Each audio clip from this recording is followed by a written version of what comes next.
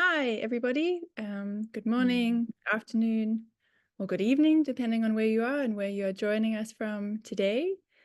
I hope that you joined us for our session on Monday, which we covered a lot of ground on the UNFCCC, its history, how to join, how to engage as a UNFCCC observer. You can catch up on that recording. So if you missed it, don't stress, don't worry. If you are joining us for the first time today, we are going to proceed to our next session with Marina taking us through the COP arena, how to engage, and some really interesting examples on how civil society has engaged in this space before, which I hope will be very interesting for all of our work. A quick introduction from me. I am My name is Charlotte. I'm based at South North. We're part of the Voices for Just Climate Action Alliance. We are an alliance with over 200 local civil society partners based in 7 different countries. And one of our main objectives is to advance locally led climate action, and that includes amplifying local voices in global spaces. So if you know us, if you're part of VCA, wonderful. Thank you so much for joining. If you are new and you want to learn more about us, you can check out our website. We'll pop a link in the chat. And then just before we get started, we are going to share some reflections from the last session. This is a quick map just to show you where we as VCA are based, some of our partners are based. If you go to the next slide, please. Wonderful. So these are some of our engagements we've had at COPs in the past. These are some of our partners engaging in the space. And we would like to host a session this year that delves more into the detail of how to achieve your own impact for your own advocacy objectives within the UNFCCC. On Monday, we had many participants joining and asking quite a lot of questions around how to engage, how to navigate the COP space. What is today? I'm gonna ask, next slide, please. Yes, great. So we thought that would be really useful is to start off by sharing with you some of the resources that VCA also has that might answer some of those questions that came up in our last session.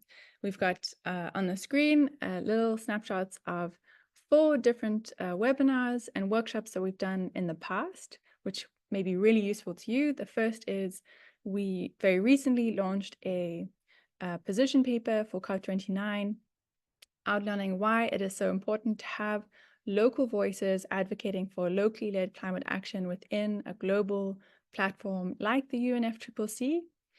We also had a session looking at the CBD COP. Some of you might be wondering what the CBD is about, what's happening at COP16, which is happening this month.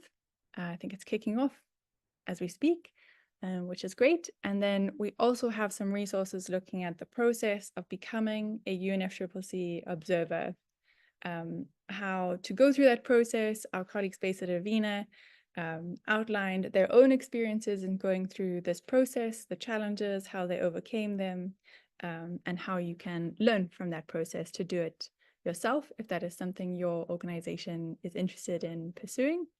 And finally, if you'd like, you can also check out our webinar from last year on how to engage effectively at COP28, which is also really interesting. We'll be sharing in the chat. I can see already some links sharing the resources. You can find most of these recordings in a variety of different languages with interpretation. So please do check them out if you're interested in learning more.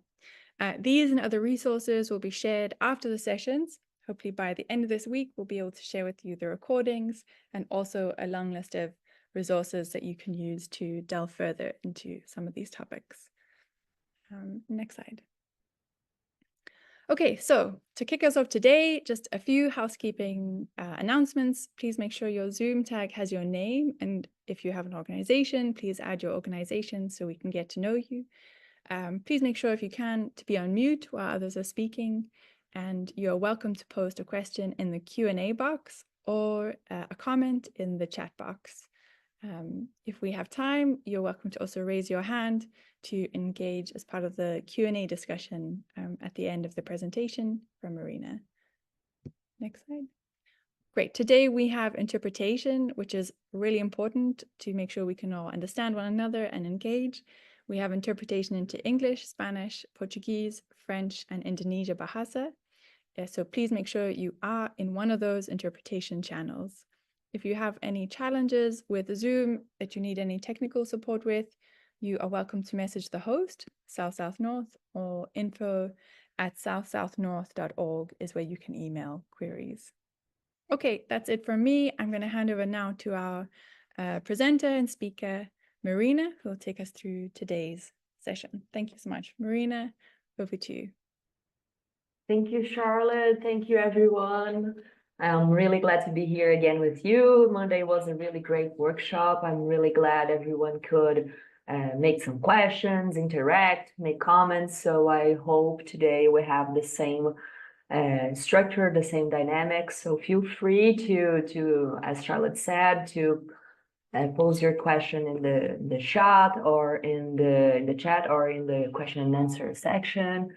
I will be really happy to dialogue with all of you, and I hope I can enter in some topics and some discussions that will be helpful to you once you are at COP, so I can navigate, explain how the COP Arena works, and the next two sessions we'll be talking a little bit more on detail on how you can achieve this advocacy agenda and communication to pursue your goals as an organization that works internationally. So I'll stop Charlotte's screen sharing so I can share mine. So I hope you guys can already see. It's not on presentation mode yet. Just a second, so I can organize myself.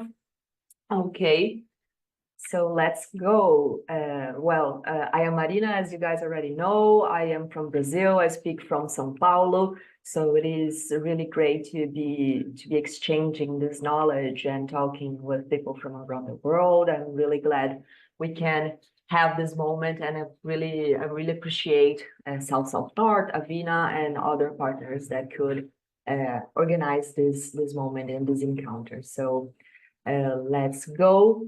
Today we'll be talking about navigating the COP Arena, and I'm going to pass the agenda points, but first I will share with you guys our form. So me and my partner Marina and Gustavo from Interface Advocacy, we can understand who you are better, understand where you talk from, what are your main objectives in advocacy training. So feel free to scan the QR code and share with us some information, personal information about you. We will not be sharing this information anywhere else. It's just for us to get to know you and to know about a little bit more about our public here at the VCA. So we have also the link that Gustavo has already shared in the chat as well. So feel free to join and send your response to us. So for today's agenda, we'll be talking about the event properly. So how does the event work in practical mode? So how can you walk around? What are the difference between the blue and the green zone, for example? We'll be talking a little bit also about social participation and activism. I'll bring some examples. As you may already know, I am Brazilian, and I talk a lot about Brazilian activism. So my examples will be more centered on Brazilian, but how does that national experience replicates in the international arena? So other countries should get inspired or be inspired around Brazilian. I know there is many political differences and differences in the way we approach many subjects. So feel free also to share your challenges and your concerns with advocacy in your country. For example, here in Brazil, we have now a moment that is more prone to activism that we had before. So it changes varying on the period. So I think it might happen as well in other countries too. So we'll be talking about social participation. After that, we'll bring some example and case studies going from national to international, and the other route as well, going to international to national. So how advocacy in the international space can be helpful, not only for international reasons, but also for national reasons too. I'll be also finishing what we've started the last session. So I'll be talking about some key negotiation items over the years, such as adaptation, mitigation, and means of implementation. Sorry, I think I removed the spotlight. I'm sorry if you want to put the spotlight again. So we'll be talking about the key negotiation items because last Monday we stopped at the Paris Agreement. We talked a little bit about some articles that we think they are more important and it could help you better into understanding the dynamics of COP. So we talked about the Article 2, the Article 4, 6, and 7. They are the ones that I highlight more. And for today, we still need to talk about the global stocktake and how these discussions of the Paris Agreement, for example, they are distributed in the other COPs. So we'll be talking a little bit, how does that knowledge that we shared and talked in the last day, Monday, at Monday, we can now see in practical terms, how is it being discussed and negotiated through some COP events. So if you have any questions, for example, oh, I don't remember exactly what was the discussion on means of implementation of non-market and market tools, for example. So we can address this a little bit more. And as we talk about how the scenery, how the background is structured, will you understand? I hope you guys will understand better the items of discussion, and we'll be not talking a lot about there are only about theoretical things, but also practical things as well. So feel free to answer this Menti with the QR code or the link. I think it was already shared on the chat as well. We'll be asking you here which topics interest you the most, as we did on Monday. So here I have already some responses. So we have on first, just a moment, I think it's loading. Okay. So we have here in first already, you guys have more interest in talking about social participation and activism, as we thought so. So really, really cool to know that. We also have on second key negotiation items, and the third example in case studies and how the event worked in fourth. So please feel free to answer and to pose your question here and the chat as well, and the Q&A, so we can address these topics in more detail. So thank you for answering our question here. So before we get started, I wanted to know if anyone has any questions regarding the last meeting. So if you want to share here, writing in the chat or putting it on the question and answer as well, as I already said. How was your experience on workshop 1? Do you have any comments on what was discussed in workshop 1? Do you have any doubts on what was discussed? And if you would like to share briefly your experience on the topic. For starting, I want to do a disclaimer. In the last session, someone asked me why the Kyoto Protocol was not, have not moved forward in the terms that we wanted. So I answered that it was because only industrialized countries were set targets, were set goals to achieve climate net zero commitments. And this is right, but also because the Kyoto Protocol established percentage of reduction emissions. So it was like a decision made top down. So the UNFCCC in the Kyoto Protocol agreement made established this limit of the emissions and reductions. So this was understood as being a top-down decision and not dialoguing with the national reality. So that's another reason why the Kyoto Protocol did not move forward. So just a compliment of my answer last Monday.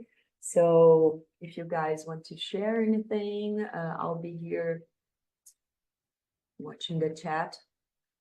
So we can move forward. So feel free to put any experience that you have or any doubts, and Charlotte, Marina, and Paz, etc., will be helping me here to answer any questions that you may have or any comments. A comment on the chat on Deborah Aranha. She says, hello, everyone. Can you do a quick recap on how organizations that are not accredited can participate at COP30? Sure. As we were saying last week, the accredited organizations that have the observer status, they can share and give away some credentials or badges. They're the same name for the same things, as Charlotte said last encounter too. So if you are not accredited, you have to talk with an organization that has the observer status or that has badges that they can share. So this depends on the will of these organizations on sharing and giving the badges away. So if you're not accredited in your organization and you don't have access to badges, you have to talk to an organization that has and convince them to give it to you. As I said the other day, the credentials and the badges, they cannot be bought. So if you buy them, know that the organization that is selling you is not in the compliance mode on the UNFCCC. The badges are meant to be given away or given to people that are more interesting for the organization. So be careful with that. If your organization, if you have the observer status and you usually sell the credentials or the badges, be aware, because if UNFCCC finds this out, you might lose your observer status. So that's a really important thing.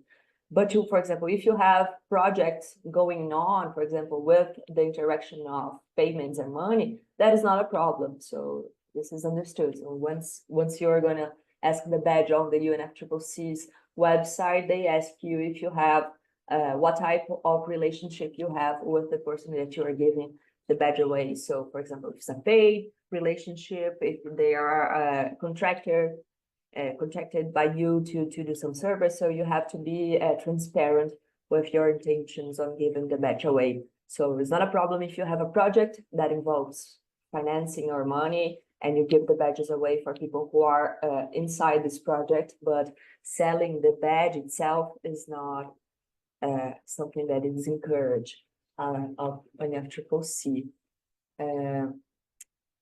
There won't be time enough for NGOs to apply for observer status, right? This time, once you apply for the observer status at UNFCCC, they give you a response. They will get in touch with you within 2 years. So the time frame for getting accredited or having this observer status is quite long. So you have to plan yourself. So you have to plan if you intend to. Now, for example, at the moment that we are, if you solicited the badge, the observer status, now you only have the access for the platform and for going to COPs credentially okay in 2 years. So you have this, you need to have this plan in more broad time frame than just the next year. So UNFCCC recommend this type of organization. I mentioned that Brazil government will offer other opportunities for civil society participation. Do you have anything about that? I don't have any info about that still, but the previous year, the Ministry of International Relationship and International Affairs, they made a form that you could apply yourself and get a badge from the government. So you didn't have to be an observer or to ask any observer, but it depends on the year and depends on the will of the government on giving away those type of badges. So Okay, let's move on. If you want to put any other questions here in the chat, we'll have some moments we can talk about the answers. So Marina will help me here to keep track of the questions. So feel free to post some questions in the chat. So Just let's a go. quick comment, Marina, before we Okay. move on. So we made the session, we would like the session to be as interactive as possible. So if you cannot type your question for any reason, you can raise your electronic hand and we can open your mic, or you can write your question in your own language. We have interpreters that can help us. If you cannot raise your electronic hand, you can open your camera and wave. We're gonna see you and we're gonna call you. So interact with us. That would be better for all of us to take to enjoy our workshop. Thank you, Marina. Thank you. Yeah, that's right. You can write in your language. We'll have here interpreters that will help us. So to stimulate and to have more participants that we had the previous Monday. That was already really good. So thank you for participating. So let's go here. How does the event work? Here's a picture of the last COP in Dubai. So for example, last Monday, we talked about the governing bodies, so the COP, the CMP regarding the Kyoto Protocol, and the CMA regarding the Paris Agreement, for example.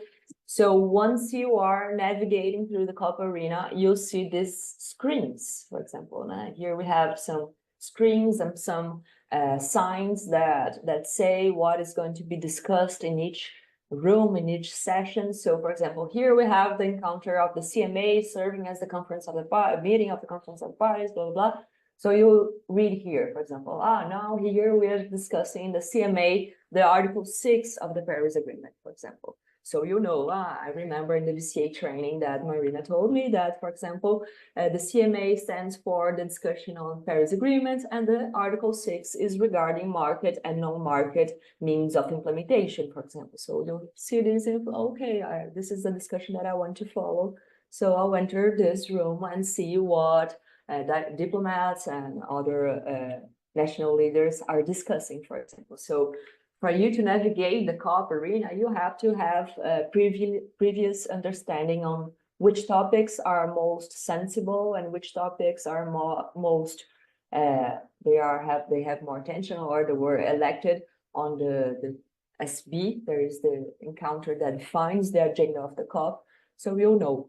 So this is just a disclaimer for you that navigating COP arena is more broad than just being there and walking around. You have to know exactly what they're talking about and to have a list on which discussions are more interesting to you as an organization, or to you as a person, or for your advocacy strategy. So you have to be aware that on COP there are signs and they have many acronyms, so CMA, so you have to know exactly what they're talking about so you can have the best experience that COP can provide. So let's move on. So what is that?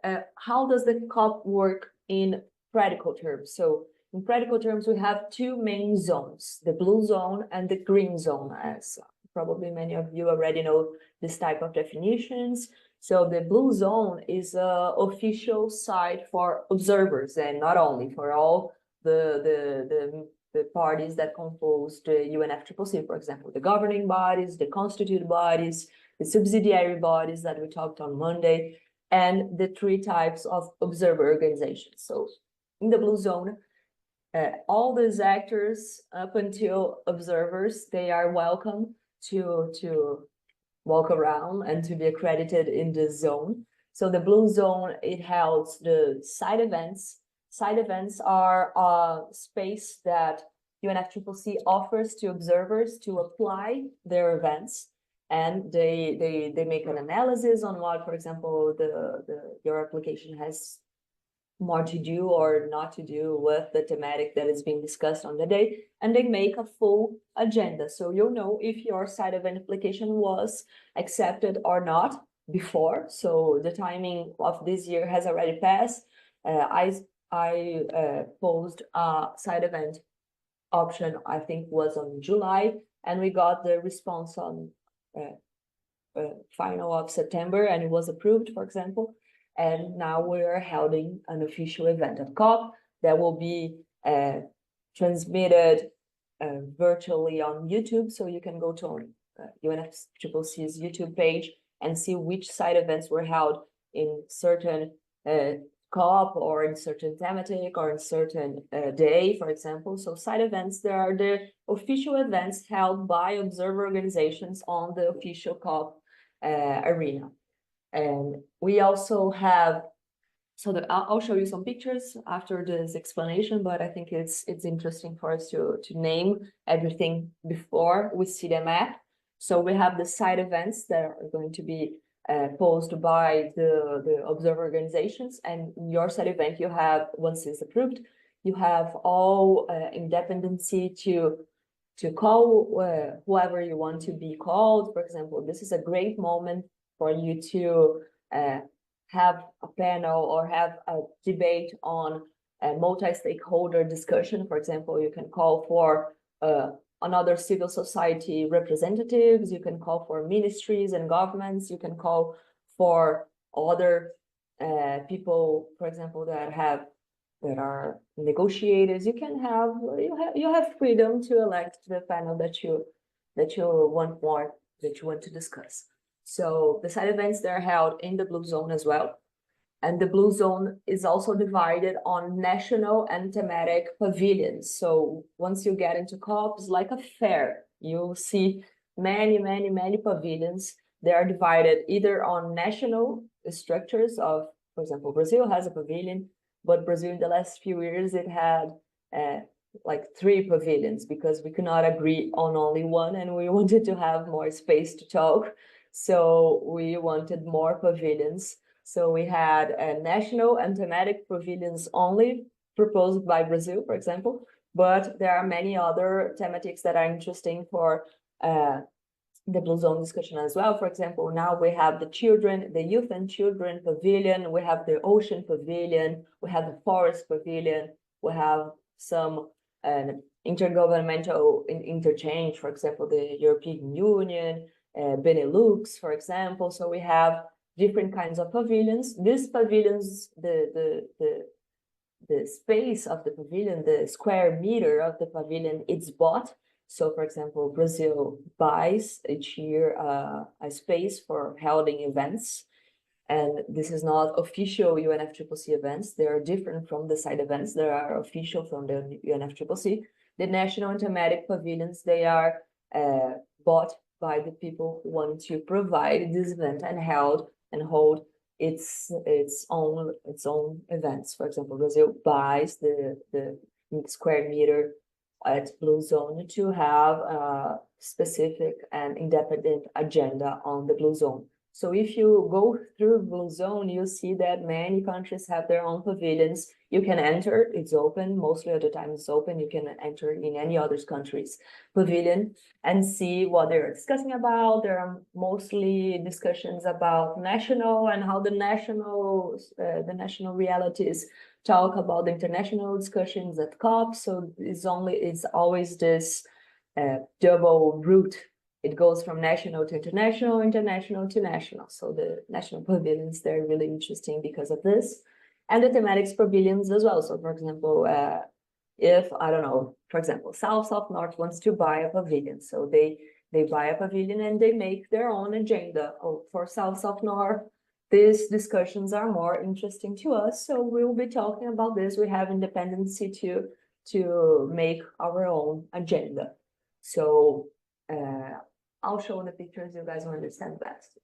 Also in the Blue Zone, we have the negotiation spaces, as I was saying the last picture. We have the encounters of COP, the CMA, the CMP, the subsidiary bodies such as the SVSTA that talks about technology and science, the SBI that talks about means of implementation as well. We have the encounters of the constituted bodies that are created once the discussion needs to advance with more detail and more quickly. So for example, we have constituted bodies that talk about specific Paris agreements topics, specific, I don't know, it depends on the constituted bodies, as we talked the last encounter. And we also have thematic discussions at the negotiation. So for example, as I was saying, you see in the television, oh, CMA is going to be meeting today, but they are not meeting for an open agenda. They have already established an agenda, and the day one, they will talk about, I don't know, forest and emission sinks. The second day, they'll talk about gender and women rights. The next day, they'll talk about, I don't know, any other subject that might interest the CMA agenda, for example. So the discussions of the constituted bodies, of the subsidiaries, and of the governing bodies, they are thematically discussed. So you'll see once you're there. So this is the Blue Zone. You can only access Blue Zone once you have registered, you have a badge, and you can go to the Blue Zone. So this is a space that circulates world leaders, ministries, governors, leaders of civil society, leaders of movements. So it is a great space to be if you want to reach out to someone, if you want to establish a network, if you want to establish relationships, international relationships, national relationships. So it depends a lot on what are your plans, but this is a place where people meet. So that's why the Blue Zone is so interesting. So, okay, the Green Zone, it works very similar to the Blue Zone besides the negotiation. The negotiation doesn't happen on the Green Zone, only in the Blue Zone. And on the Green Zone, you also have side events. So you can apply side events on the Green Zone as well, but you don't need to have an observer status or badges to apply or to go. You can only register on the Green Zone website. Each year, the country that is hosting the COP, they share a link, a website that you can see the agenda, the programmation, and you can see and apply for events and to go. This is also a great space for interaction, for networking, because of course the observer status is limited and the badges are limited. That excludes a lot of people. So one way of dealing with this exclusion is to have another zone that is open to the public, so we can extend the discussions for society and not only for people who are in the UNFCCC system. So we have also side events, we have also national and thematic pavilions. For example, last year at COP on Dubai, we had a really huge China pavilion. It was really beautiful, very technological, for example. So China, for example, they had national pavilions on the blue and on the green zone, for example. So it depends on the will of the country to hosting many events. I don't know, it depends on social civil society, on being interested on holding green zone events, for example. And we also have thematic pavilions and thematic discussions. They will set the agenda for all of the spaces, the thematic discussions. So now we'll see how the map works. For example, here we have a blue zone map of the last COP that was held in Dubai, and it was really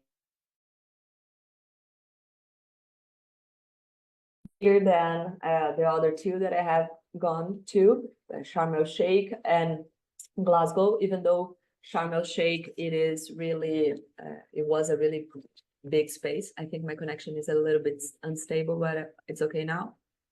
If it's okay to do this. Okay, perfect. Perfect. So here we have the blue zone. So here is the entrance. Can you see my mouse? I cannot. Yes. I'm circling here at the top. Okay, I see now. Circling here at the top, this was the entrance. So we got from train here and we got out here. So once we got in from right to left, we had the negotiating spaces. So here were the encounters of these tiny rooms that were not that tiny. Which discussions they were holding, for example, the CMA is encountered to talk about, I don't know, any topic that would interest CMA. So here we have the rooms, and we could see in the televisions which discussion was going to be held in which one of them. We had here the official plenary, so when everybody meets and talks and discuss what was discussed on the sub working groups, the working groups. So here we have the official negotiating zone. Here we had another room for official discussion. So we had another plenary and we had some other rooms. We have the media center in the other side. So journalists, communicators, filmmakers, everything that concerns media. It also has a space, and you have to have a specific badge for press to assess here. But for example, you can circulate the negotiations almost freely. There are some sections that are private to the parties, so observers cannot access, but they are the minority part of the moments of getting together. So, okay, this is the main zone, and once you walked down this aisle,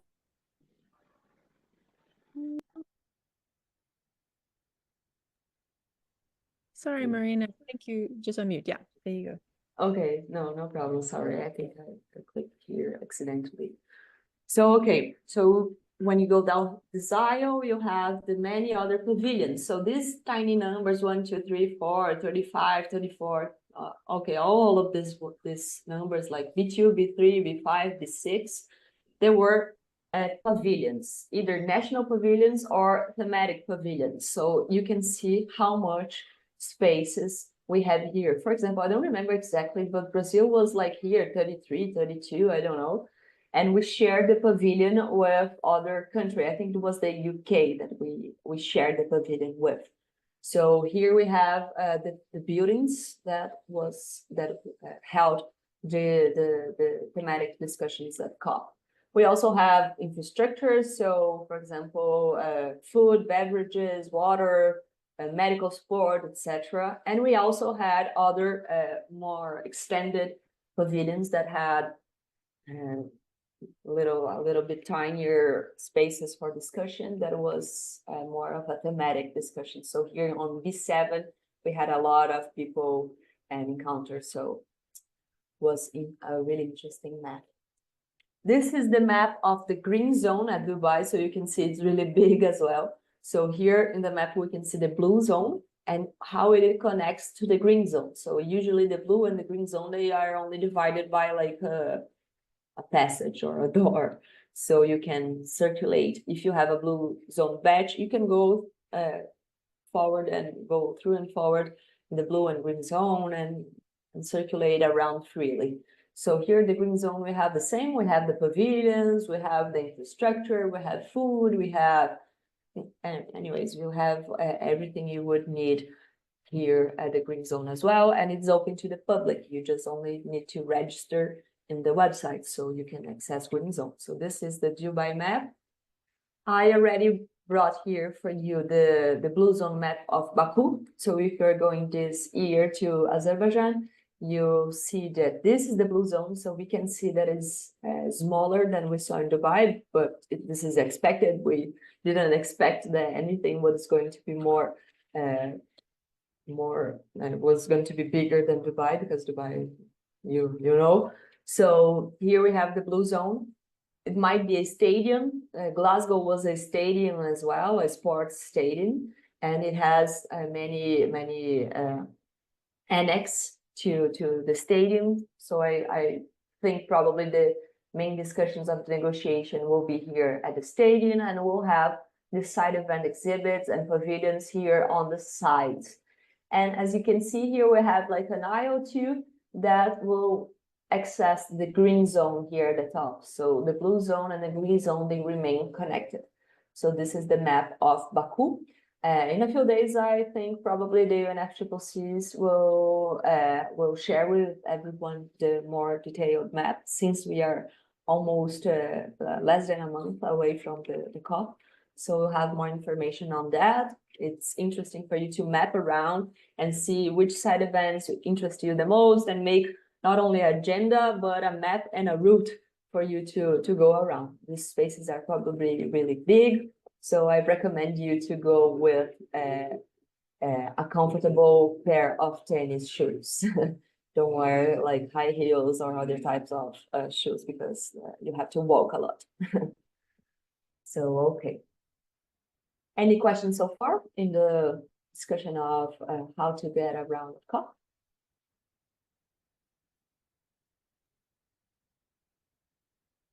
Marina, we have some questions and comments, but they were not about your previous slides, so I'll leave them for the end. I think regarding this last session, we didn't have comments. Okay, let's move on then.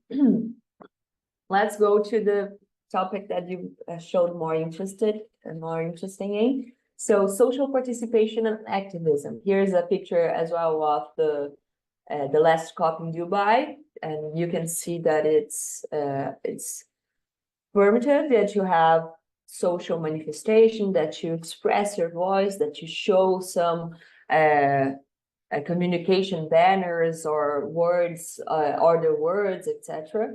So here we have a picture of a manifestation that was walking through the main aisle of the COP. But each year we have different rules on how you can express yourself. So, for example, the last two COPs that were held in countries that are known for violating human rights, etc., they were more stricter rules on how you could express yourself. For example, you have to have a banner, writing thing that could only have, for example, I don't know exactly what were the rules, but for example, you cannot have a banner that was bigger than, I don't know, 2 meters. You could not use certain colors. You cannot use certain flags, for example, the queer flag or the LGBTQI plus. I don't know how in English is the acronym for that, but the queer flag was not allowed, for example, in Egypt and in Dubai. So that is like some limitations of the activism at COP because of the hosting country. So at Glasgow, for example, that was held, of course, in Scotland. There were more flexible rules of that, so people could manifest their interest and their voice a little bit more, even though the access it's hard and it's expensive. Not everyone can be there, so there are limitations on what type of participation and how to express your voice. So that is a point that you have to know. So let's talk a little bit more on detail. Let me get my notes. Okay, so social participation and activism, constituencies and observers that are allowed in the Blue Zone, as we were talking. So I don't know if you remember in the first workshop, but constituencies and observers, they are divided on categories. For example, business and industry, farmers, environmental NGOs, indigenous people and organization, researchers, trade union, women and gender, children and youth, for example. So constituencies and observers, they are known to be more vocal and to be more political about certain topics. So that's expected, as well as it is expected, as well as it has limits. So you have to balance those two things out to be according to the COP's code of conduct. So here at COP, we have the limits and opportunities of activism. When you talk about activism and advocacy, we are going to detail this on workshop 3 and 4 a little bit more. But for example, activism and advocacy is mostly recognized for making your voice heard, or multi-stakeholder movements, so you can address and achieve a more engaged and more diverse and equal discussion with your stakeholders. So multi-stakeholders and advocacy as advocacy tool is really interesting to discuss at COP as well. So this is a part of the activism that you are setting the tone and pressing for results. So that's why it's so cool for you to go to the Blue Zone as well, because you can achieve even easier, even in easier mode, these types of discussions with the different actors that go around every day. We also have the opportunity to schedule bilateral and multilateral meetings. Once you map your stakeholders, once you map the COP pavilions, once you map the agenda, you can anticipate yourself, make some phone calls, make some contacts, send emails to introduce yourself, I don't know, to introduce your plan, to introduce your interest, to make your voice heard before COP. And once you are at COP, you have these meetings, you'll have these encounters with multi-stakeholders, etc. And for diplomacy and articulation, for example, it's interesting for you to try to reach out to decision makers. For example, here in Brazil, we could do this last 2 years. We could easily reach our leaderships, our governments, because they were more open to this. We also had in the previous moment a really difficult time to reaching and to engaging the government and the other people on which were the main topics. So it depends on the context in which your country is now. So if you are going to have more space to dialogue with the national pavilions that are associated with your country, or if you have to have more of a international negotiation with international pressure the national. So it depends on the moment. In Brazil here, we had the two types of discussions. So once we had more distant federal government, we would talk a lot more with international civil society, with international leaders. We would press for attention. We would demand participation. We would I don't know, talk a little bit more about our reality and the difficulties that we were facing to the international community more. Now that we have more a government that is more interested in the climate negotiation, it is more interested in environmental conservation, etc. We have more a direct contact with them. So it is interesting to understand the context that you are in, to see which strategy serves you the best.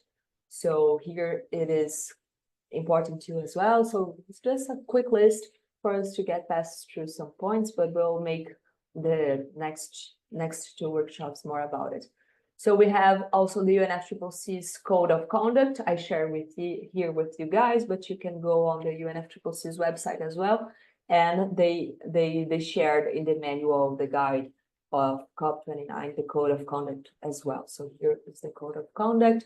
The main points are to treat everyone with dignity and respect, treat flags, names, plates, and recognize symbols with respect as well. There are some prohibited conduct, so sexual harassment or other types of harassment, moral harassment. So there are some limits on this as well, and there is a main prohibition of retaliation and compliant process. So this is interesting for you if you want to, of course, to make your voice heard, but also if you have interest in the compliance discussion of it all.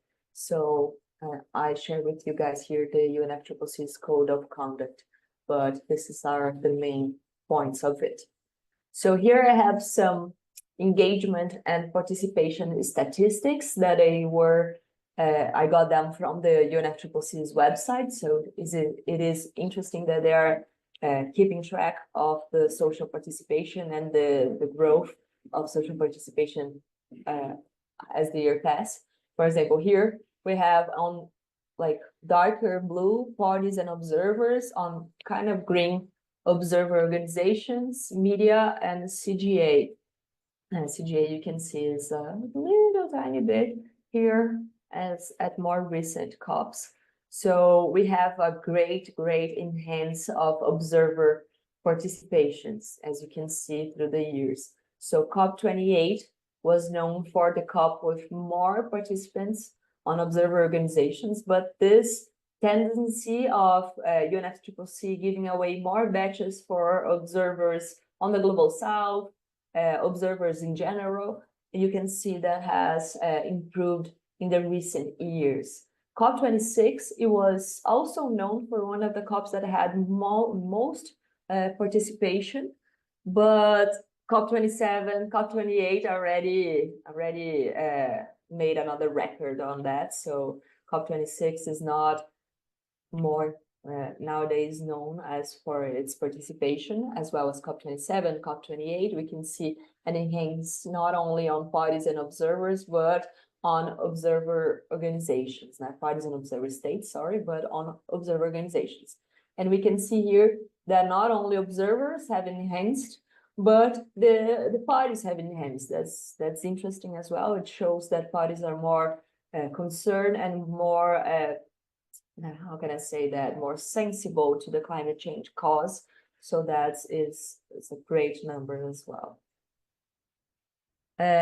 Here's more detailed on the COP28 breakdown of attendance of NGOs representatives by constituency. So we can see that ENGO, that is the environmental NGOs, they have more representatives and more participation in other types of constituencies.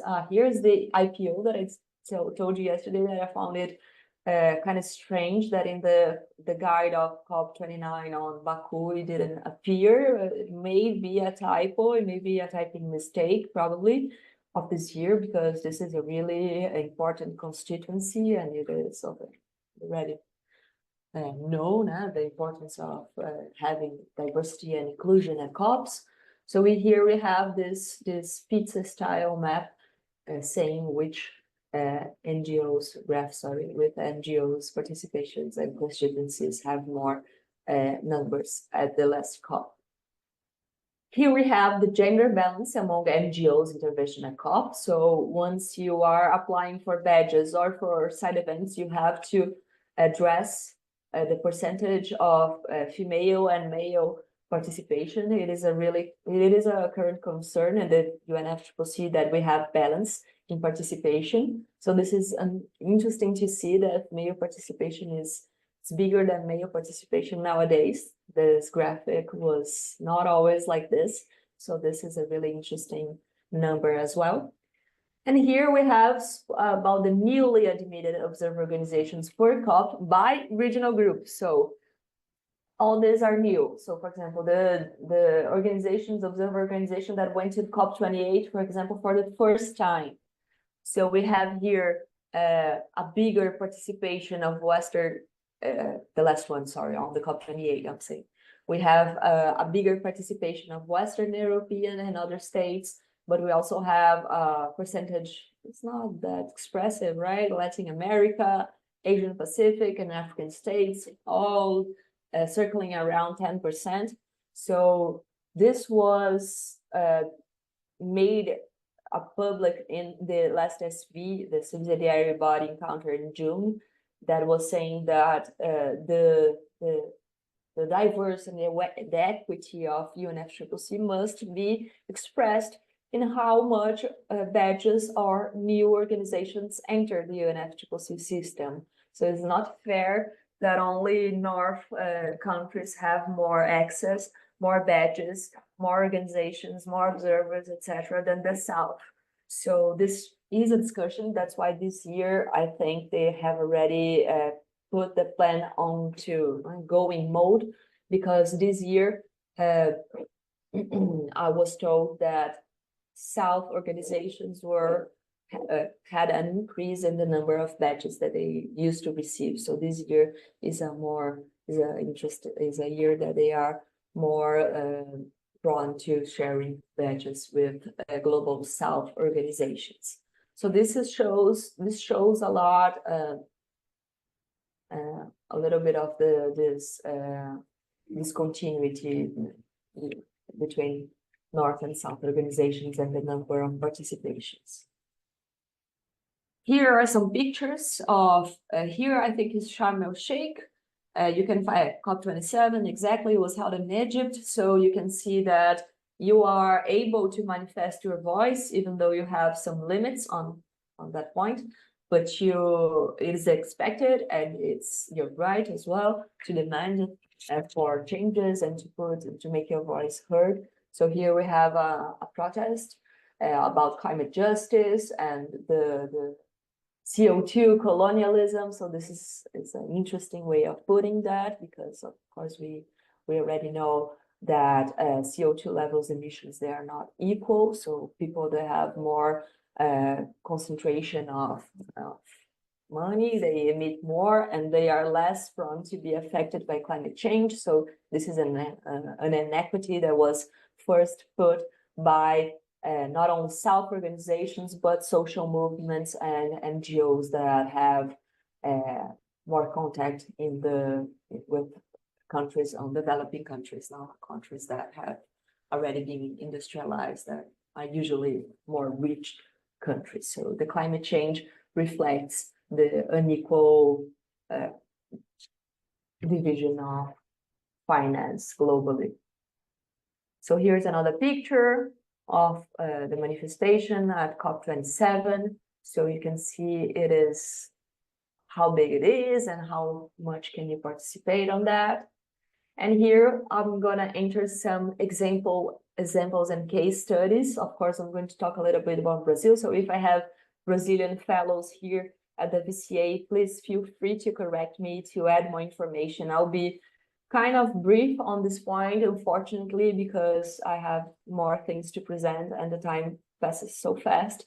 But feel free to talk to me. It is a really good discussion, and I'm really interested in knowing what you guys think as well. So here we have some example studies, and as I was saying, we have two types of participation, from the national to the international. Not only two types, I have many types, but I'll only bring these two types here for us to discuss. So we have this advocacy plans that might go from national to international discussions, and we have the opposite as well, going to the international to the national discussions. It depends on the context that your country is, or your organization. It depends on your plan. So this is not a rule. This is an information that you can use whatever you think is more appropriate.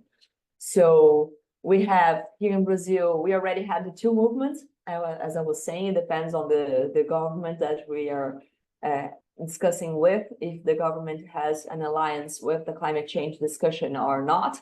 Here in Brazil, we have a really, really great problem of deforestation. So this is our main concern, and deforestation obviously affects land use, and land use affects traditional people and indigenous people. So that's a discussion, the discussion of deforestation, that is a climate discussion.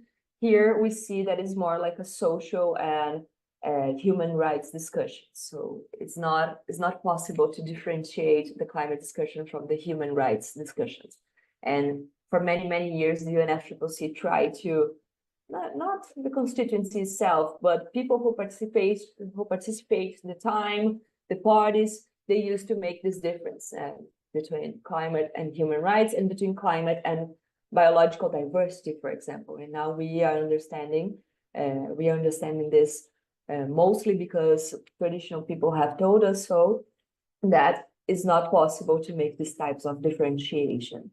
So here in Brazil, we have a movement, many movements, so I'll not be unfair. We have many, many movements that are decades and decades of activism. So if you have an advocacy plan for COP, you might already have many, many other plans of advocacy nationally, internationally. So everything that we see at COP, once the things are able to be seen, this is already a sign of success, because if you are able to see that and acknowledge that, we already had success in our advocacy plan. So decades and decades of activism will be, in just a moment, expressed and visualized at COP. So this is a construction that takes time, that takes years and years, that takes maybe generations. So understand that if you think, for example, oh, my advocacy plan this year was not as successful as I was thinking that it would be,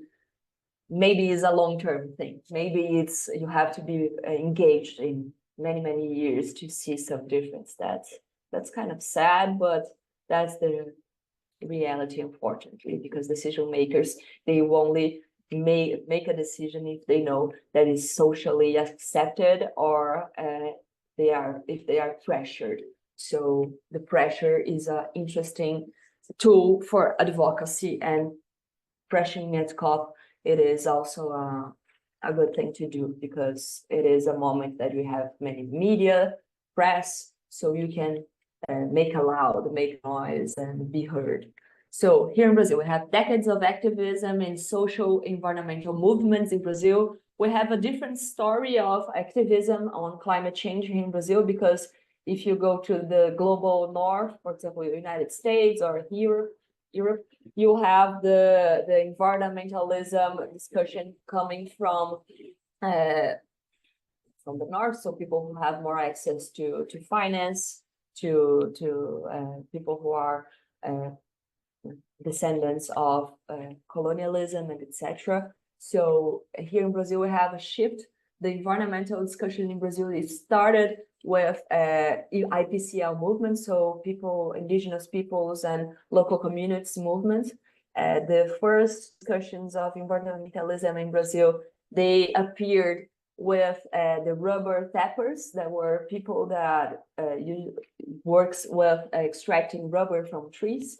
And this movement, they gained really international proportions and called attention for the human rights, the infraction of human rights here in Brazil's Amazon forest. And this called attention that preserving the forest is not interesting itself. It is interesting once it is combined with human rights and with land rights for traditional and indigenous movements. So here I have some pictures. This is a picture of Chico.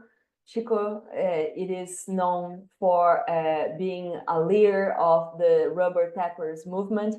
And Chico Mendes, he was really known for its activism, and he said he has really memorable phrases. He was unfortunately murdered by people who destroy the forest.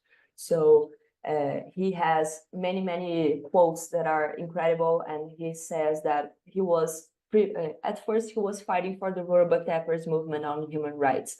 In second moment, he thought that he was fighting for the other people on the forest, so the indigenous people and the quilombolas and the other local communities that were in the forest. And after he thought that he was fighting for the whole humanity. So he was gaining perspective and seeing how much important this movement of the rubber tappers and the preservation of the forest was to the whole world and to all the people that live in the world. So he's a really leader in this movement. I'll talk about other leaders here. We also have Ailton Krenak, that is an indigenous here in Brazil from the Krenak ethnic, and he is well known because of many things that he has done. He is really activist in many other subjects other than climate change. Climate change is only one of the subjects that he dialogues with.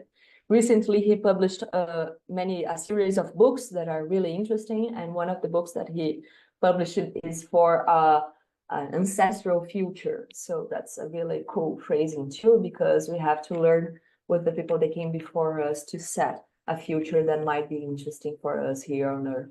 So this picture is really famous of him because here in Brazil we had a dictatorship movement on the 60s that ended on the 80s. And on the 80s, we had to write a new constitution, and this was his discourse on the constitutional agenda, saying that the importance of having on the constitution a chapter concerning indigenous peoples and local communities. And as he was speaking, he was painting himself with this paint that is a natural paint from a plant called genipapo that is black, and it's used by its people to demonstrate they were warriors. So he was painting himself while he was speaking about human rights of indigenous people. So he's a really famous activist here in Brazil.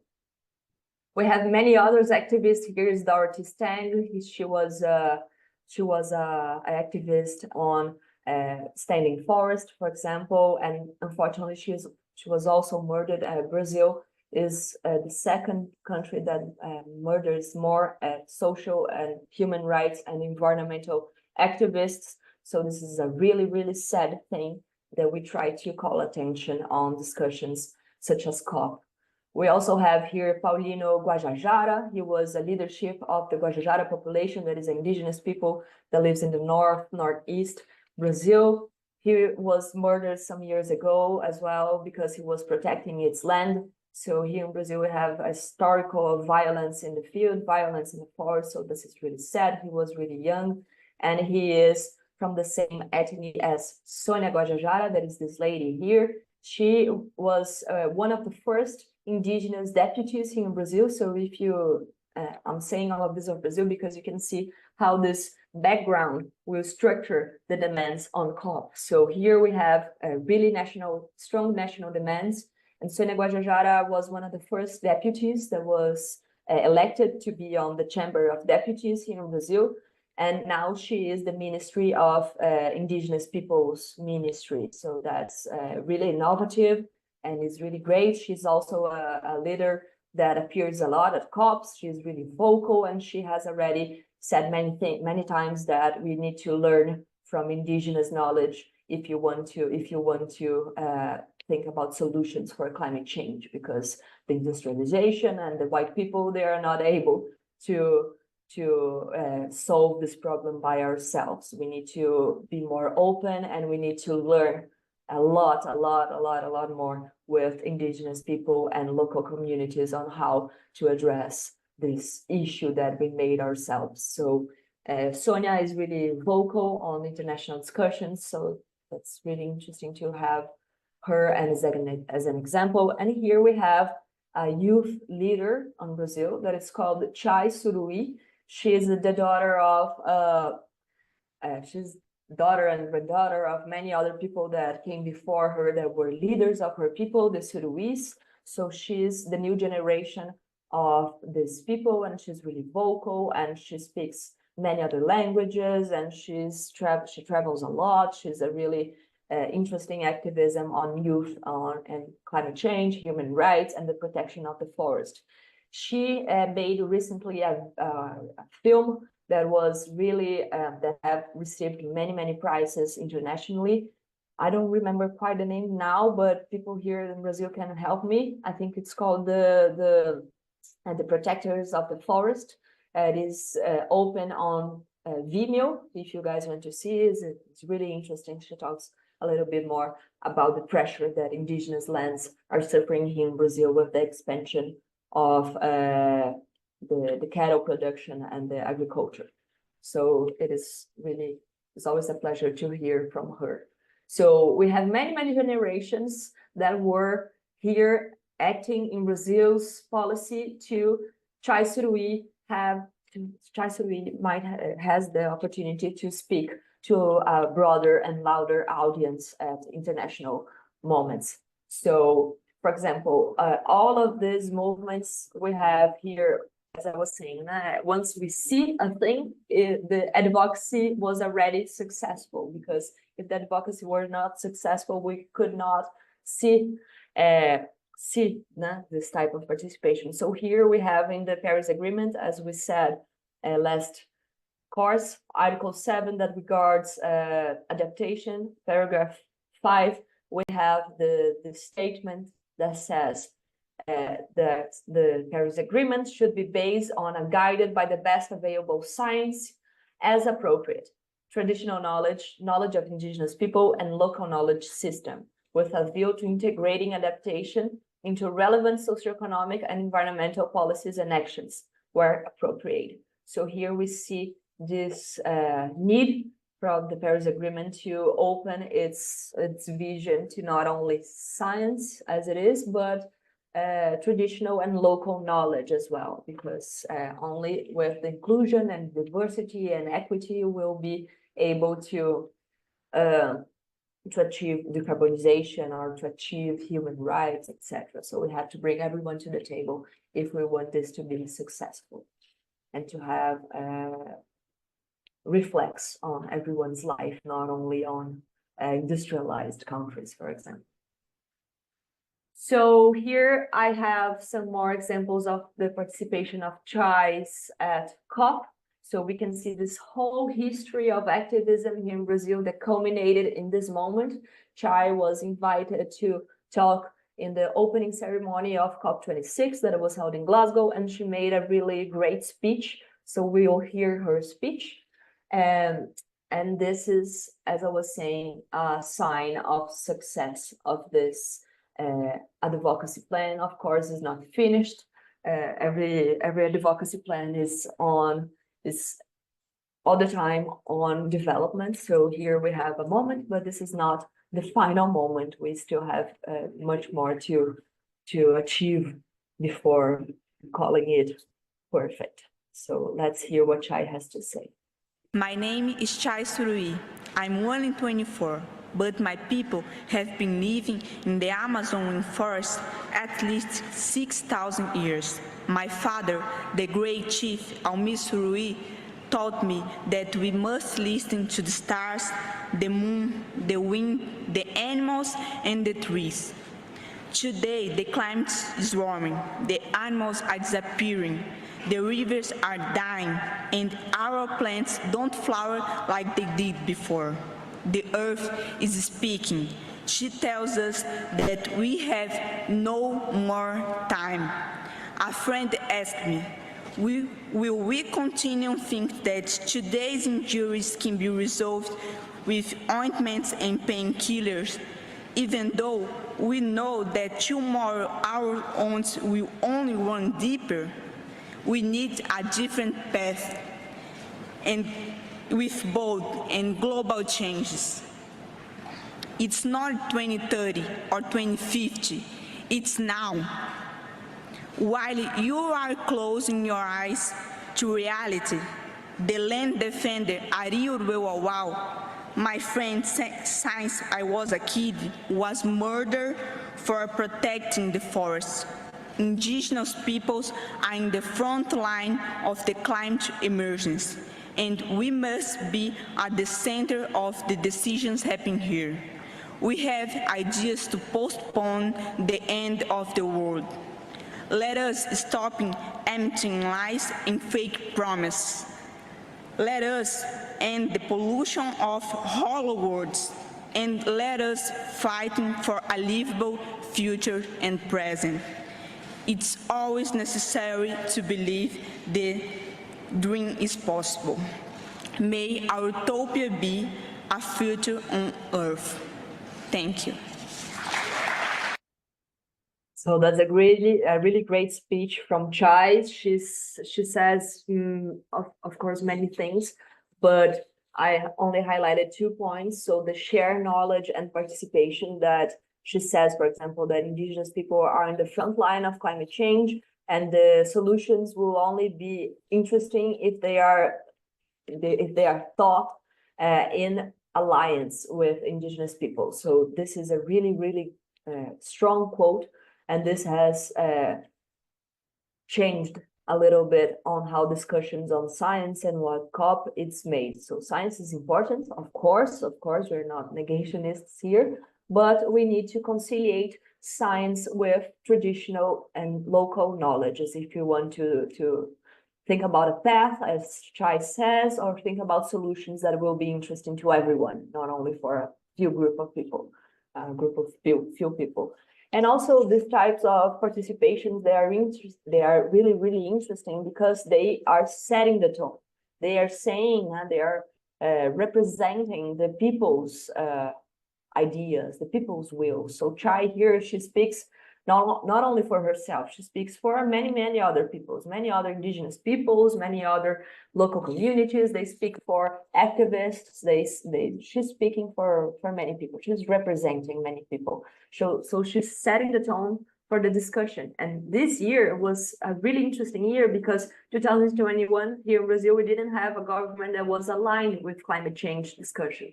So she appearing in the open, she being invited to open the COP26 ceremony was a really important thing, because she she could in some way tell a little bit more what she is experiencing in her land, the Uruguay, as she said.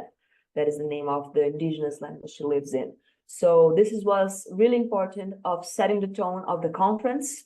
The next slide we'll talk a little. My name is Chai. The next slide we'll talk a little bit more setting the tone. So as well as she is a representative of indigenous peoples and local communities, she's also a leader of youth. So she calls herself as a youth leader. So here we have, it's more of a common knowledge and was more discussed about on international media, international press, the participation of youth on setting the tone, saying that we don't need, for example, we don't need to call for action anymore. We need to act now, as Chai said too, but we have many other leaderships saying things like this as well. So we have the really famous Fridays for Future movement that was conducted not only by Greta, but many other activists. But Greta made the headlines because she's European, etc., etc. We know that she's really important, but we have many other leaderships that are as important as her as well. And we had on Glasgow the communication and setting the tone, for example. We approved in certain terms the use of this language. For example, climate crisis was not an expression that was usually found in COP agreements, because we didn't say climate crisis. We said like, oh, the climate issues, oh, the climate change. No, there is a crisis. We need to speak the words correctly. We need to adapt our vocabulary to a correct way of communicating the urgency and the emergency. So climate crisis was expression that gained power in the COP26 at Glasgow. We changed from call to action to act now. And we also had this is the youth pavilion that was first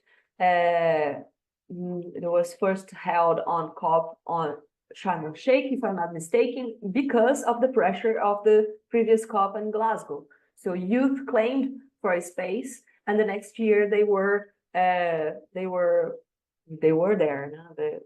were grabbing the space for them. Here we have a really famous moment that it's called the fossil fuel of the day. Sorry, I only wrote fossil, but it's the fossil fuel of the day. Each year we have this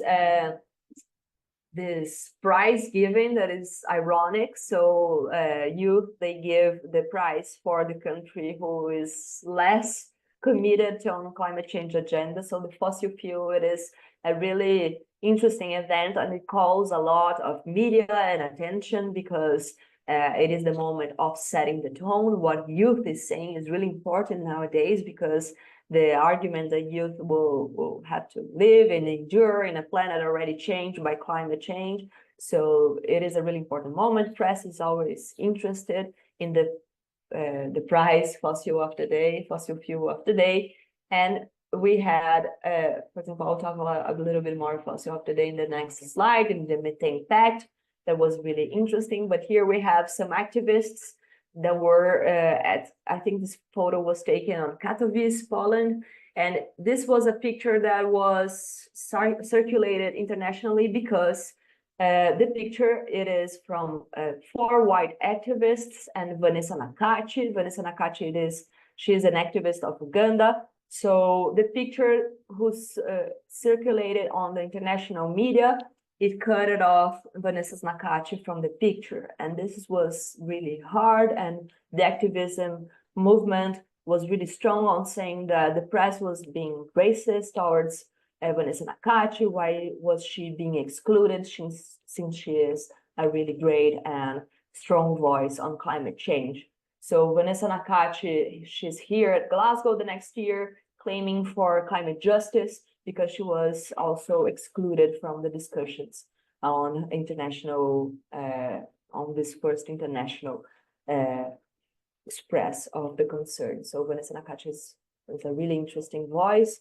She claims for the end of flooding in Uganda due to the construction of huge hydroelectric plants in her country. So it is really interesting. I had the chance of interviewing her some years ago, so it was really, really cool I can share with you guys the interview later. She's really inspiring leadership. So the fossil of the day, as I was saying, it is it is a price, ironic price that is distributed every year. Brazil won the last 2 years the fossil fuel of the day. That's a really sad thing because we can't stop deforestation, and as we can't stop deforestation, the government is interested on opening more fossil fuel plants. So that's not what us as activists and us as environmentalists want. So this was in Glasgow, this picture of Brazil winning the prize. And this was really interesting because on Glasgow, we had chai opening the ceremony. Brazil won the fossil of the fuel of the day. And we had a government that was not keen on disclosing goals or targets or being more ambitious about our plans on climate change.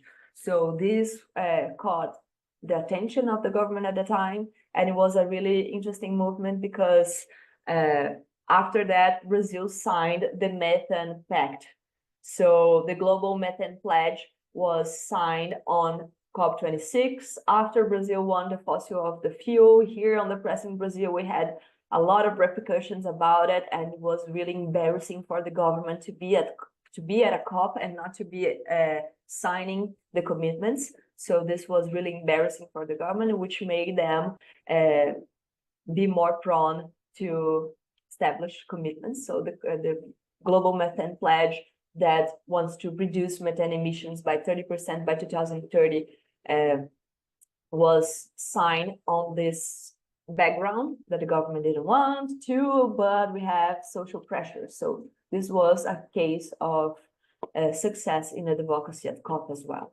So you have to use the media, use the press in your favor. So here in Brazil, we use a lot of this strategy of shaming. So shaming and being embarrassed usually changes things. So governments would not want to be ashamed, or big enterprises as well. So chai is really vocal as well as the impact of big enterprises as mining, fossil fuel plants, etc., here near or on indigenous lands here in Brazil. So the shaming is a tool for advocacy as well. So I have here a last example of social participation, but here is on science. And after that, we'll pass to the last COPs, the key negotiation items. So I'll be really quick. I know our time is coming to an end, so I'll be brief. So here we have the IPCC is the panel, the Intergovernmental Panel on Climate Change, and it is a scientific system that gives information as a subsidiary, as in the discussion of the subsidiary bodies, the science and technological discussions on COP. So the IPCC published in 2021 the assessment report number 6 that was concerning the physical science basis. That was the first document on science that said unequivocally that climate change was caused by industrialization and was caused by human action. And I make here a parenthesis, is not all human action, is a specific human action that is from industrialization. We have many examples of other ways of living on Earth that are not going to cause climate change. We have the examples of indigenous and traditional people, for example. So we cannot say that climate change is a human, it's caused by humans in general. It's caused by a type of specific human, a type of human that is industrializing and emitting fossil fuels every day. So, okay, so the IPCC said that for the first time that climate change was caused by anthropogenic emissions. And it also said that we need to make more efforts to achieve the 1.5 target on the climate global temperature, because other than 1.5, we would have a lot more of problems with adaptation and with mitigation, with human rights, with security, food security, etc. So the 1.5 is the limit, and the emissions are caused by anthropogenic industrialization. So the IPCC said that. And we also have the IPBS that is similar to the IPCC, but it addressed, it's called the Intergovernmental Science Policy Platform on Biodiversity and Ecosystem Services.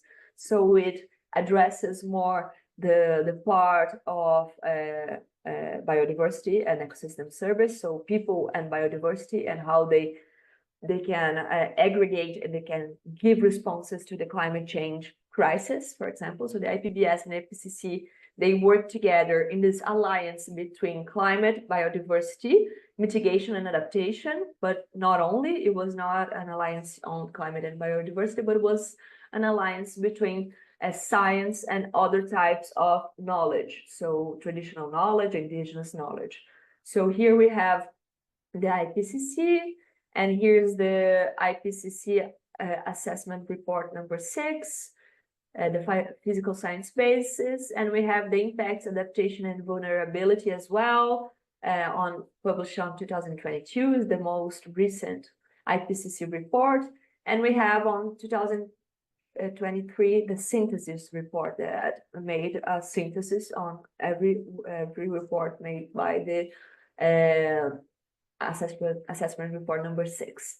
And here we have the publication, the partnership between IPBS and IPCC, a co-sponsored workshop between biodiversity and climate change. So it tended to corroborate these two, one separated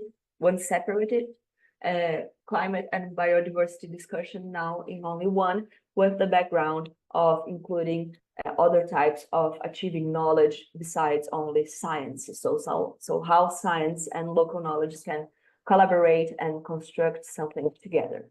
So they talked about emission sinks a lot, but I will not enter in this topic that much, but it's only for you to know what is being discussed in this publication. I really recommend everyone searching for this. It's really interesting. So, okay, I talked a lot now. So any comments or questions on this part?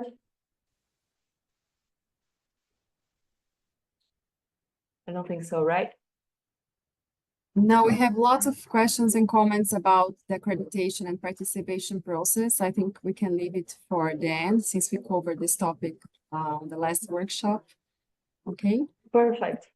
So go on. I think I'll need more like 10 to 15 minutes. So we have some time to discuss at the end. Is it okay? Okay, perfect. So let's keep on. So now we're talking about the key negotiation items over the years, adaptation, mitigation, and means of implementation.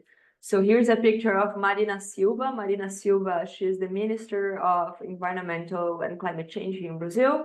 She's also descendant of rubber tappers in the Amazon. So she is an activist and a social movement leader here as well. So having her as our Ministry of Environment and having her as leading Brazil's agenda on the UNFCCC is a really interesting thing, because that's the way we can achieve the best advocacy possible, right?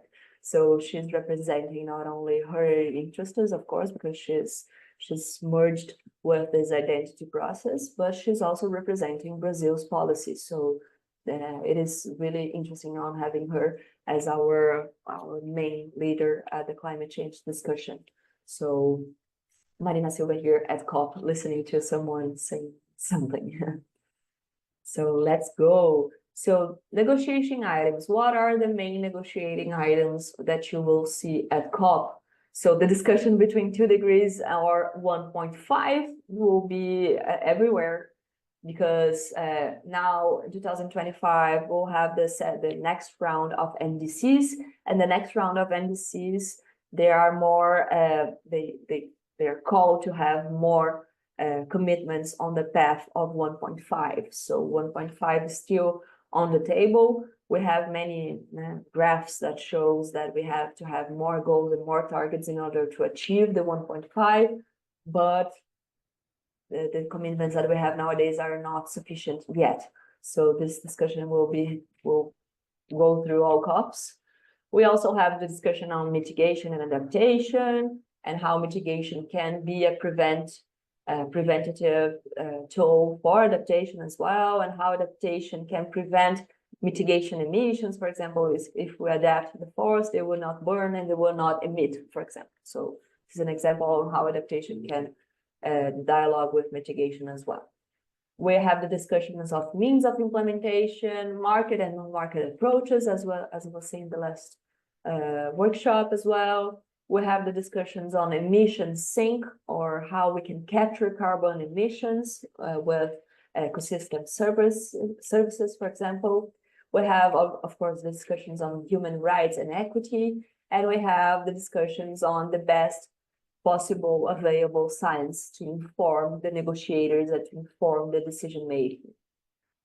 Okay, so when we talk about finance is a key point on the discussion at COPs, because it's the means of implementation. Basically, we cannot do that if we have a really huge discrepancy between industrialized, rich countries and developing, not that rich or even poor countries, that will have to have more help in order to achieve their commitments on mitigation and adaptation, and to be resilient to climate change. So we have the problem of island countries, for example, that they are more vulnerable to the rising of the tides or rising of the sea level. So that's a really concerning problem, and these countries, they need to be more assisted by industrialized countries. So finance, in the discussions of COP, the topic will run around this discussion. So how can industrialized countries provide help and provide assessment and assist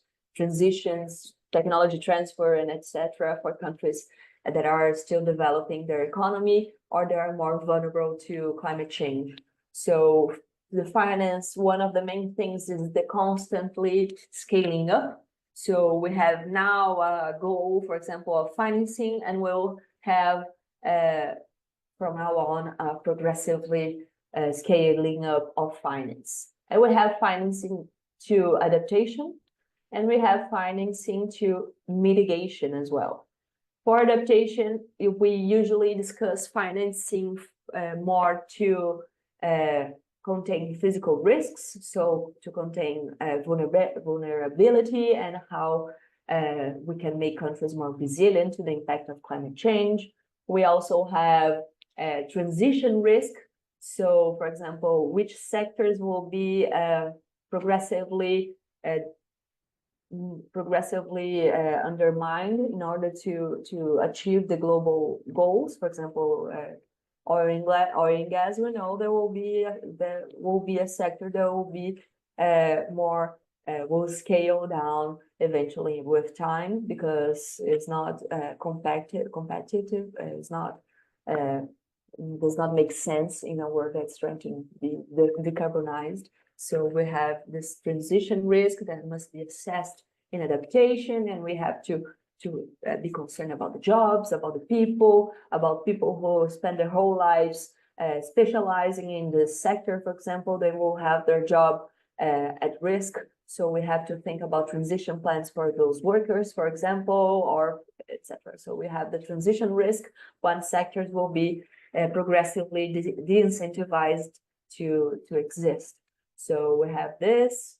We also have the financing for loss and damage. That is a point that is really recent in COP discussion. So loss and damage need to be addressed, not only money for adaptation to prevent that extreme weather events will happen, but also when the extreme weather event happens, what can we do? What can we offer of support for the people who are impacted by climate change,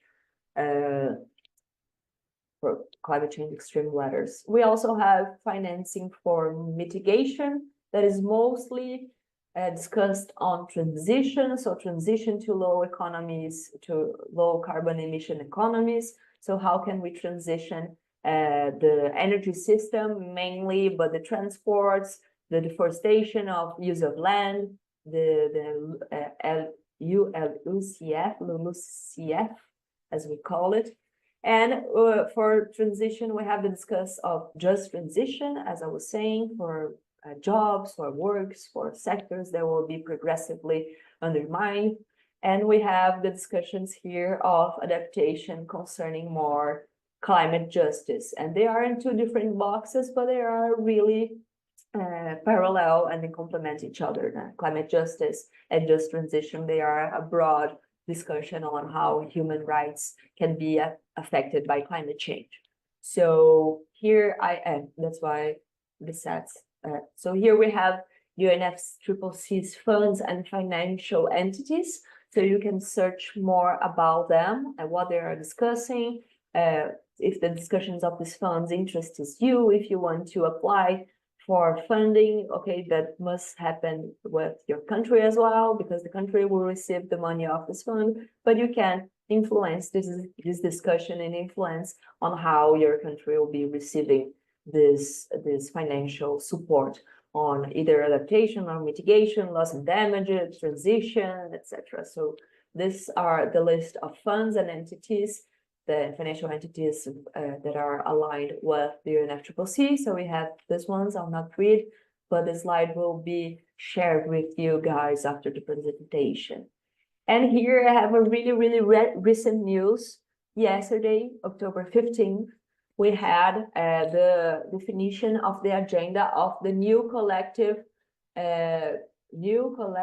quantified goal that will replace the finance strategy that we had before. So here is just, I'll talk a little bit more about that, but here we have the paragraph 3 of the agenda of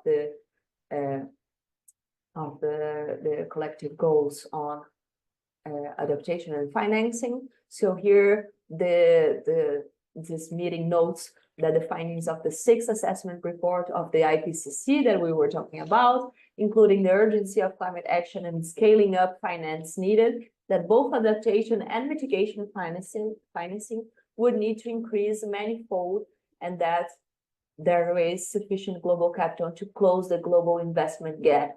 But there are barriers to redirecting capital to climate action, and the governments, through public funding and clear signals to investors, are key in reducing these barriers, and investors, central banks, and financial regulators can also play their part.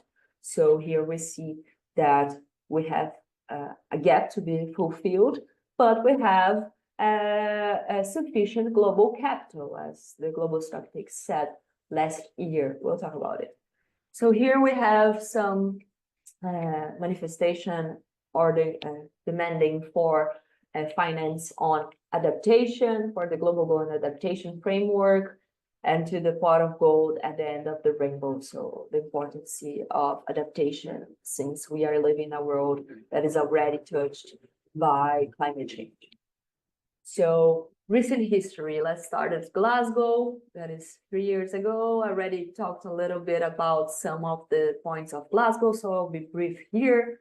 But Glasgow was the meeting after the pandemic that we could not meet in 2020, and 2020, since it's 5 years after the Paris Agreement, we should at the moment apply NDCs that were more ambitious than the first NDCs posed right before the Paris Agreement. So 2020 was the first assessment on the NDCs, and the NDCs should have been progressively more ambitious. They should be, they have to be, but they, at the time, they should have already demonstrated this ambitious path. The group of the Global Stocktake was formed at COP26. As I said to you last week, the Global Stocktake is the 14th article of the Paris Agreement. That is the transparency and the framework and the transparency, accountability, and assessment of the NDCs. So the first Global Stocktake started at Glasgow to monitor and to evaluate NDCs on their path of the ambition of 1.5, and if they were correct in the way they were trailing and on the path they were paving. So are the NDCs aligned with the 1.5. This was the main question of the global stocktake, and the global stocktake made a method, indicators, KPIs to assess if the indices were in the right path. So it started on Glasgow and it ended in Dubai. So now we have the conclusions of the first global stocktake that would give us information to the next rounds of indices. So we apply indices, we assess at the global stocktake, and the results of the assessment we internalize and apply more ambitious indices progressively. So each 5 years we do the same round method. So we had the global stocktake aligning with the 1.5, and at Glasgow we had this attention for the $100 billion annually for adaptation. So this was already said at the Paris Agreement that we would need from 2020 on the necessity of industrialized countries giving $100 billion annually for countries on more vulnerable to the climate change and countries that are still in development. So this wasn't the main discussion at COP26 because we didn't have this money at the time. We still don't have it, but at the time we was promised. The time frame has come to an end, and we didn't have this money that was promised in the Paris Agreement. So this was a really huge discussion of finance. For the first time, we had on the final document the word phase down of consuming and producing fossil fuels, because up until then, the UNFCCC's commitments did not acknowledge that climate change was mainly caused by the emissions of fossil fuels. Even though we had an idea, it was not directly said as so.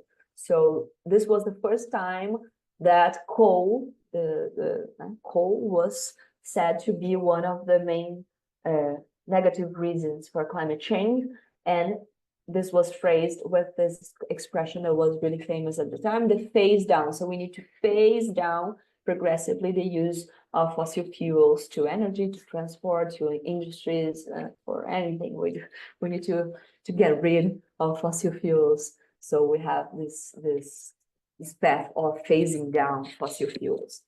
We also had a discussion that finished a little bit the discussion on the Article 6, that is the market and non-market approaches for reducing carbon emissions, the mitigation discussion.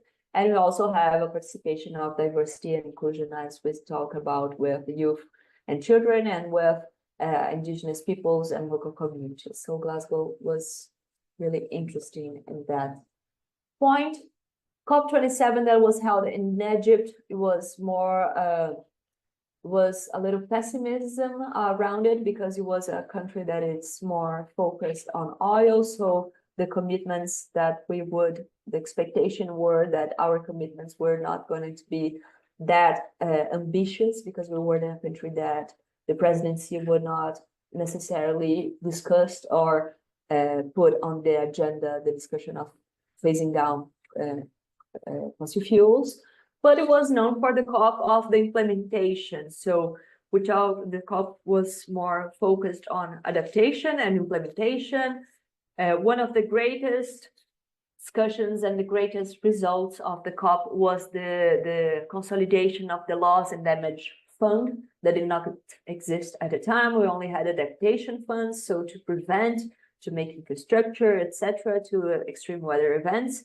But here we have the loss and damage fund. So once the extreme weather event happens, what can we do to address that? So we have here some money on the table, but the fund was founded, but there were not specific rules on which countries should provide money and what countries should receive money and what were the rules. The rules were meant to be discussed in the next COP. So it was cool, it was interesting, but it lacked commitment as well. And we had discussions on food and agriculture, youth and civil society, finance and adaptation as the loss and damage fund. And we closed the discussions, not closed, but it's still closing, the discussions on carbon markets, that is the market strategy for reducing emissions on the 6.46 article, 4th paragraph of the Paris Agreement. So now we arrive at Dubai last year. So I'm already finishing, more 5 minutes. I'm so sorry for that. So Dubai, we were in Dubai and we had the conclusion of the text that finally shifted from the phase down of fossil fuels to the phase out of fossil fuels. This is really important because it shows how more obligatory the discussion of reducing fossil fuels was at the time and is now. So the phasing out shows that the sectors will end at some point. We don't know when, but they will end at some point. And we are with this commitment saying to the sectors, the economic sectors, that it will be reduced in terms of finance, so they have the time to adapt, to make the just transition, to requalify their employees, etc., etc. So we have the phase out of fossil fuels and the transition away from fossil fuels. So it was even more ambitious in that way. We also had the commitment to triple renewable energy and to double efficiency. We had more discussions about the operationalization of loss and damage fund, and the global goal on adaptation returned to the table with more attention. We also had the first round of the global stocktake complete. There will be discussion here. So the global stocktake is assessment, the transparency, the evaluation, the indices. What did it say? It said the evaluation of the efforts related to mitigation and adaptation and support mechanism like finance and technology transfer, that they were not on track to meeting the Paris Agreement's temperature goals of limiting global warming to 1.5, preferably, or 2 degrees Celsius. So this was the main assess of the global stocktake. So when we analyzed all indices, we're still not in path with 1.5 or 2 degrees Celsius. So we wait for the next round of the indices in 2025. So here we have the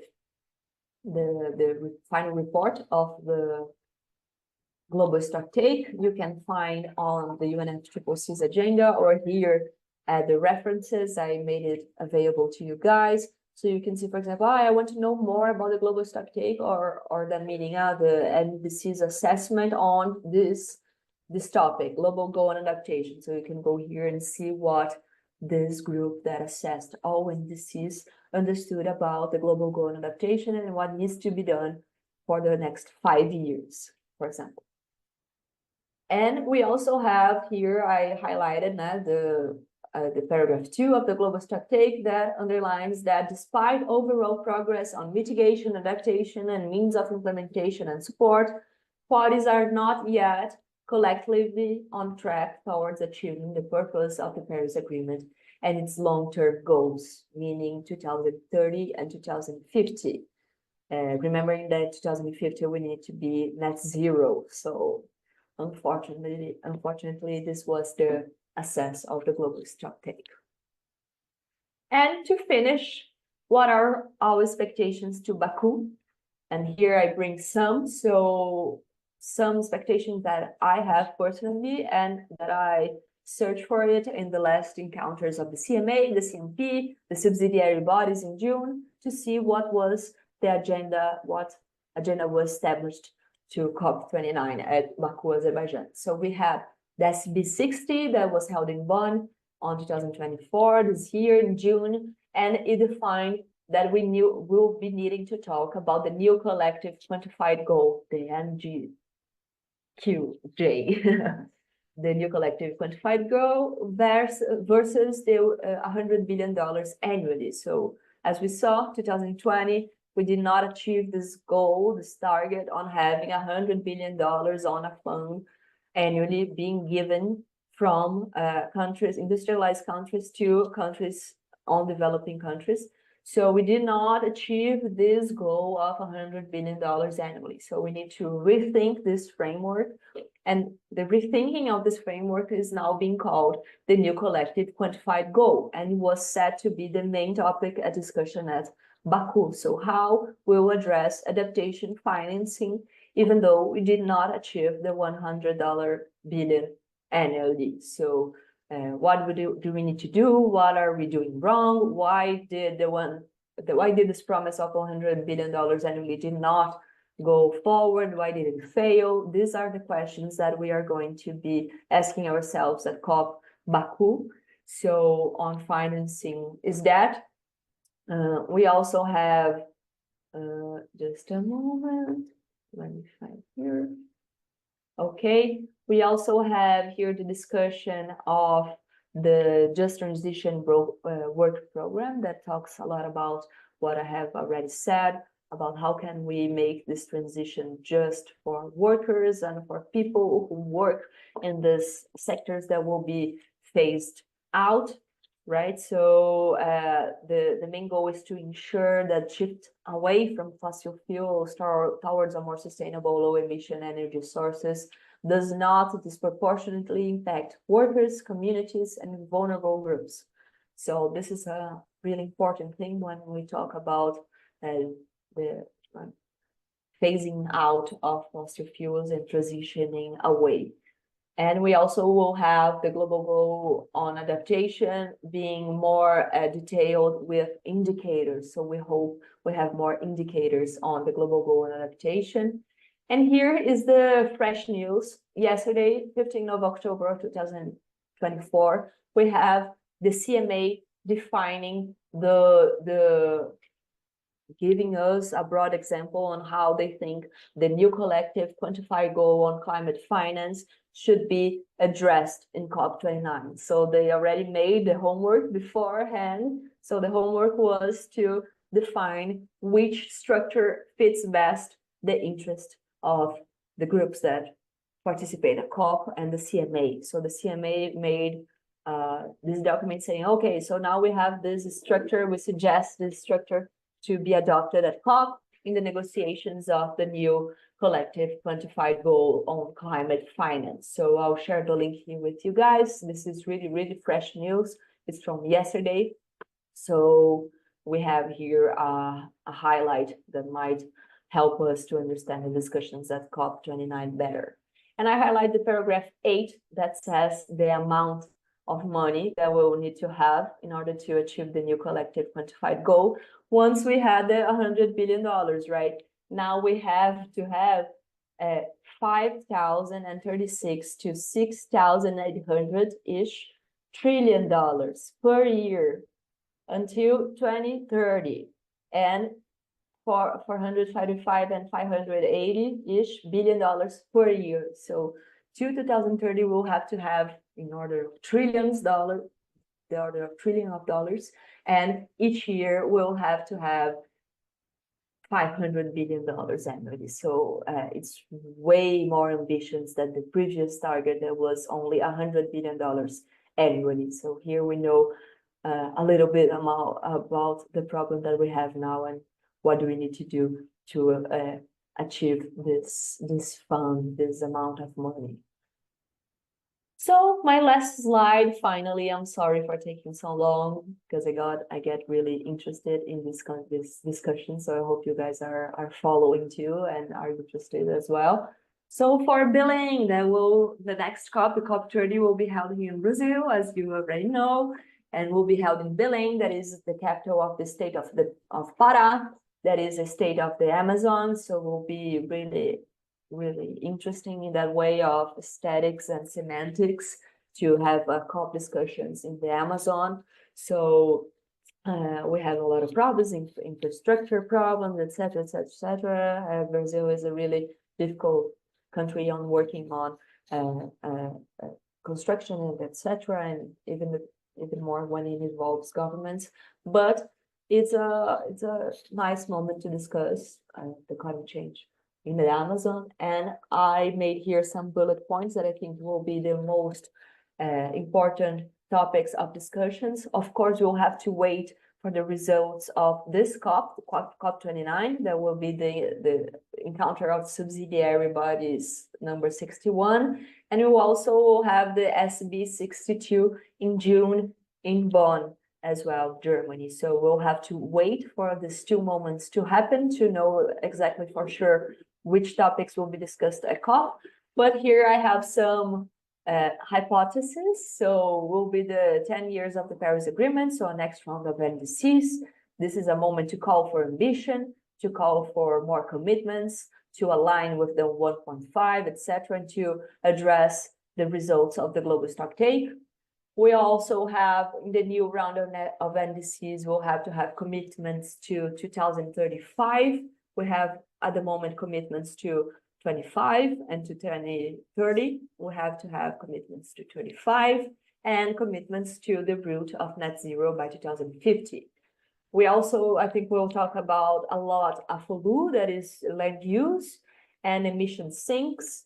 So this is a topic that I think will be really important in the COP discussion as billing. And we'll have the discussion as well of payment for environmental services, because it's a really national thing in Brazil as well. Climate justice and social participation is an ongoing thing. It has to happen in every moment that we meet. So we'll wait for the next chapters of COP to see exactly what we'll be discussing at Belém.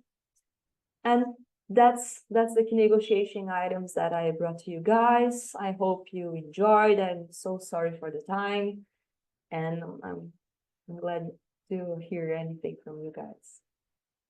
Thank you, Marina. We had some questions. So someone asked you to talk more about the loss and damage fund, but you talked about it now in the end. There is a curiosity here. How is the host country for the COP selected? You know it, if you can share some info about this. Okay, so here's some references I'll share with you guys, so feel free to grab the next moment. Here are some platforms, directive platforms that you can see. For example, we have here the NDCs, a dictionary, publishers, routes, etc., etc., etc. And here are the references that I used for this presentation. So you can search for everything on your own as well. So I'll stop the sharing. So how is the country defined? You can voluntarily suggest that your country should be the next conference. So this is works more like this. The UNFCCC, as well as all the UN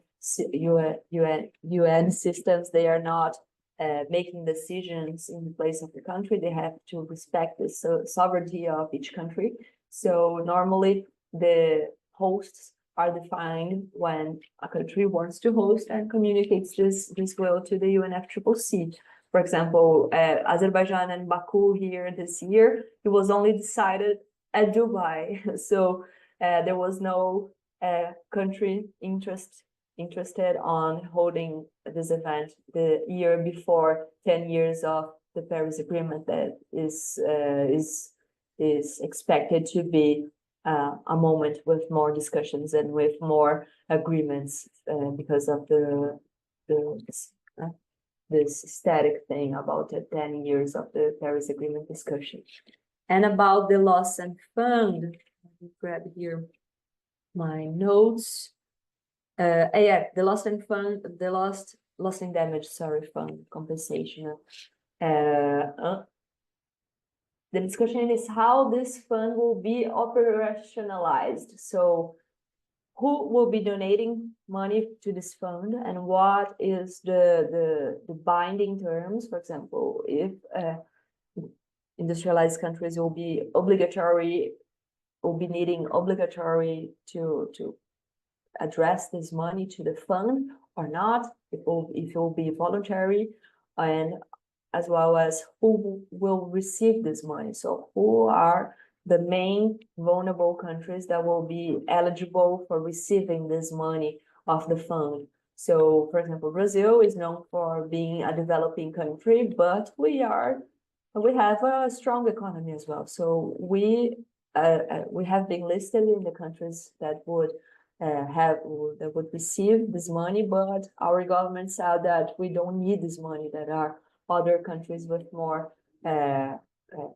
urgency and emergency scenarios bigger than ours that could have more profit with this money that we don't have, for example. So we have to decide which countries will be donating and which countries will be receiving, and what are the rules to receive this money, and what you have to be transparent about, what you have to address, etc., etc., etc.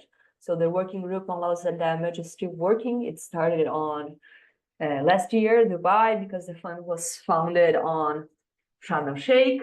So we still have the time to develop these rules. So it's a great place to influence as well, because the rules are not yet to be defined. So it is an opportunity. Thank you, Marina. There were many questions and comments about accreditation and how to participate at COP. So Charlotte is going to say a few words, and then I'll hand over to Marina Esteves for answering some details that I noticed here.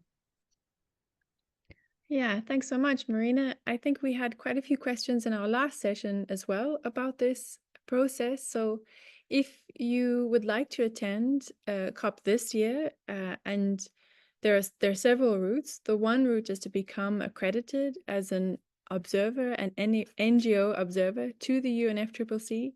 But as Marina mentioned at the beginning of this session, that process can take some time, sometimes up to 2 years. And so if you aren't yet accredited as an observer, then the other options open to you are to get a badge from an organization that is accredited or from a government, a party. But that can be challenging because there are only a limited number of badges, and you would need to have a relationship with an organization that would like to gift you that badge. You can do that. Or Marina also shared a few examples of how you could contact your own government through the department that's relevant, that you can request a badge as civil society to go as party overflow. And that's another option. Or sometimes you can also get badges from other governments, but it's not as common or as easy to do. So if you haven't been accredited as an observer yet, it is unlikely that you would get accreditation in time even for next year's COP. But there are other ways to attend, both online and in person. Yeah, otherwise many of the sessions will be webcast, so you can watch them online as well. But I think that there was a question, particularly about who is eligible to apply to become an NGO observer, that perhaps Marina, you could answer in more depth. Sure. And I'm sure as well that the document that you shared at the beginning of your presentation, Charlotte, will help everyone to know exactly the way of achieving, of gaining the observer status or the credentials. So there is no much, there are not so many secrets on that. You have to have a relationship with the observer organizations, and you have to be, for example, open to make a service or to be useful in some way of the organization that is giving you the badge, for example. So if you ask for someone, you have also to give something back in return, right? So it's a means of gaining this credential, for example. So I think Charlotte said it all. And I Just think another, sorry, Marie. In order to become an observer through the UNFCCC, you need to be active for 2 years as an organization. Is that right? I think it's 3, but each year it may change. So you have to read the description of which documents, etc., the rules. So it depends, I think, but it's some years. Great, thanks. Yeah, there is also a note here that VCA YouTube, you can find there a webinar on how to become accredited as an observer organization. So you can also search at VCA YouTube channel.